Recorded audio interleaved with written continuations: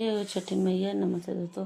अगर मेरा छठी गीत अच्छा लगे, प्यारा लगे तो प्लीज़ लाइक और सब्सक्राइब करना ना भूलें।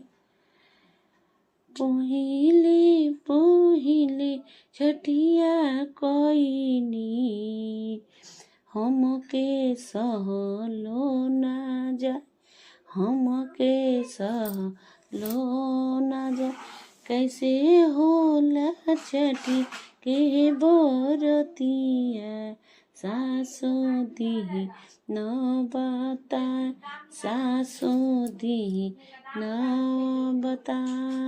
मुखल बानी छठ के पोरबिया, छठी माई होगी न सहाय, सूरज बाबा होगी न सहाय।